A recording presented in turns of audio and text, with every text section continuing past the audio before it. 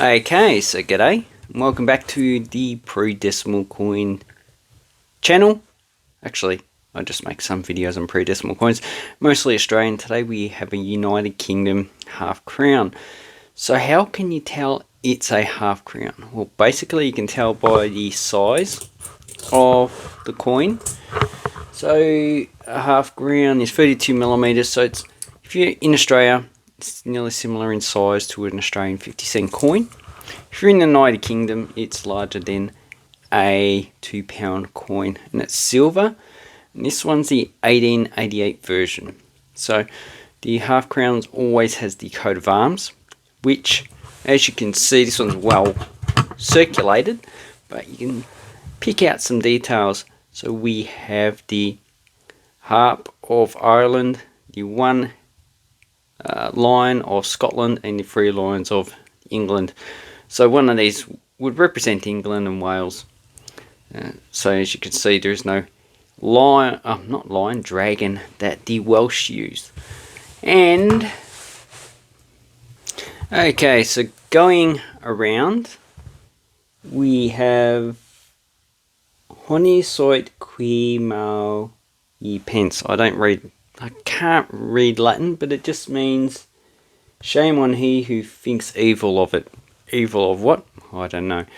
And here we have Regina, so Queen, Fidei Defender of the Faith of Britannium, so pretty much British Queen, Defender of the Faith. And we have the day. And around here we have the Order of the Garter. So I think the motto, shame he who thinks evil of it, is the motto of this order. And I'm just looking up on Wikipedia. Okay, so the Wikipedia article just says it's founded by Edward III in 1348. Monsignor, knighthood, and British honour system. It outranks in precedence only by the Victoria Cross and the George Cross. So they're the only two honours that are higher than this. And the Order of the Garter is dedicated to the images of St. George, England's patron saint. So he's the guy who's slain the dragon. Okay, point at the sovereign's discretion, so king or queen.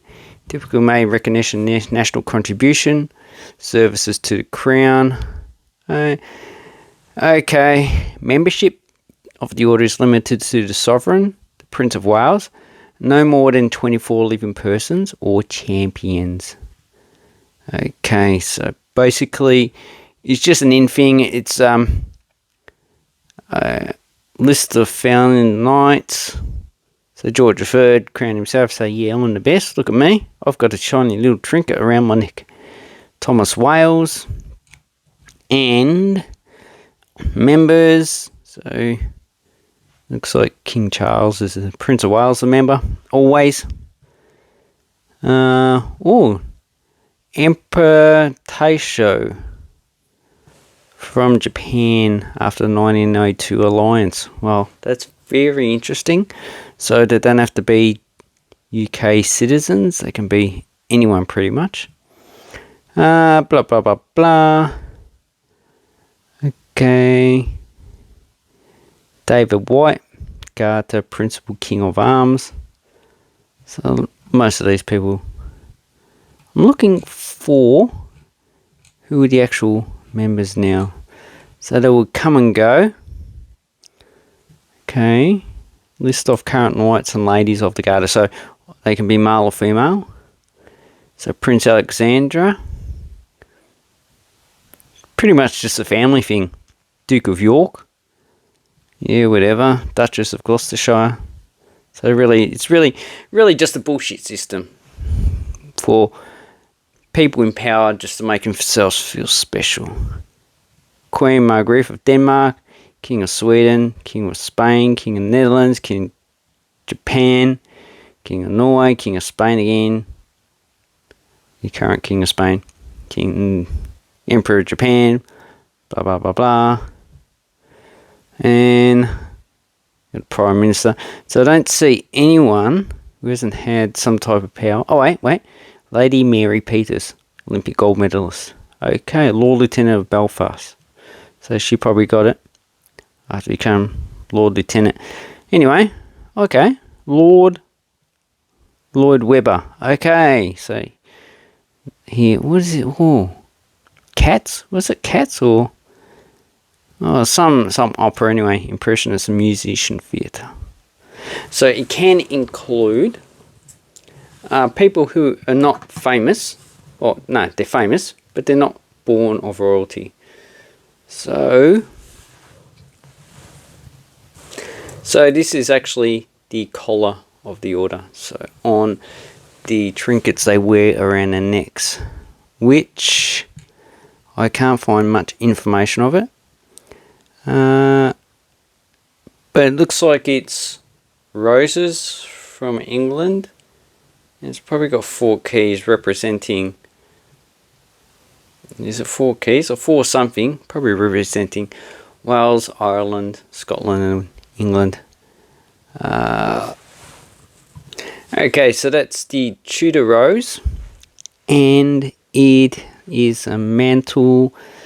And then here we have heraldic knots, so rope tied into a knot with enamel medallions, each showing a rose encircled by a garter. So the rose is encircled by a garter. So that's what that is. You can find information on this. Okay, so this design is by... Okay, we'll have a look at the Numistor. Okay, so here we have the Numistor article. So it's 92.5% silver. It's 14.14 grams, 32 millimeters, and it's been demonetized. So that's the actual design. And here we have Queen Elizabeth II. So it's a Joseph Boom effigy, and this one's the Leonard Charles Wyons. Okay, and it's rated. And the mintage figures for the 1888 is 1,428,700. And I'd surmise to say this that most of those are probably melted down. Same with the other ones. Majority of them probably would have been returned because of the high value. Silver contents $23.70. Then we look at some values. So you take these with a grain of salt. So here's NGC, and the coin I have, I would say, is fine to very fine condition. I'm going to say fine. So I don't have a value here. But here is 45 US dollars, which is roughly about 60 Australian. So that's what you'll be paying. And they have a mount value US dollars of $15.56.